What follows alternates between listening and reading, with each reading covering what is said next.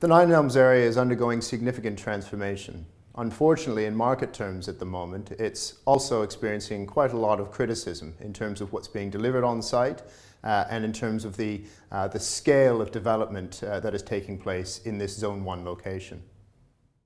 I think it's worth reminding ourselves of the scale of the transformation taking place.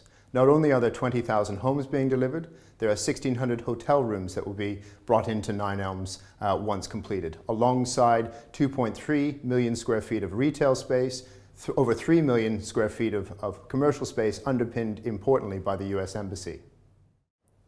We're at an important juncture for Nine Elms in terms of its transformation away from just a development site towards a community. We're seeing already some of the buildings being occupied and increasingly this will take place over the next couple of years. In market terms, we've seen sales rates continue on an upward trajectory, running at about 1,200 units sold per annum.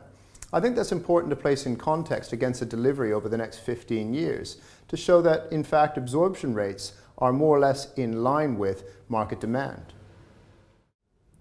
I think for many people, it's difficult to understand the scale of change that is happening against what has been quite significant costs in order to deliver the sort of developments that we're seeing now. Not only were there complex and expensive land assembly issues that needed to take place, but in addition, land remediation, and in the case of Battersea Power Station itself, trying to preserve that Grade 2 listed building at huge expense, of course, meant a high-density, high-quality scheme was required, not only to deliver the private homes and all of the other services that will be in place once Nine Elms is complete, but also significantly the affordable housing. The current market in central London is, of course, a little bit softer, in large part as a result of the stamp duty changes that have taken place over the last couple of years. Nine Elms is no different in that respect, and softer market conditions, of course, has put some downward pressure on pricing. However, we think over the medium and longer term, the prospects for the Nine Elm area are still pretty extraordinary.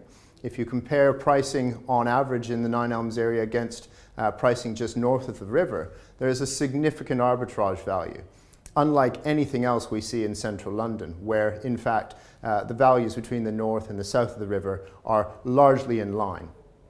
As a result, you can see once the tube line comes in and people are able to access the two new tube stops, once the US Embassy is in place, and once the wider placemaking story is really starting to galvanize, our expectation for future values remain incredibly positive.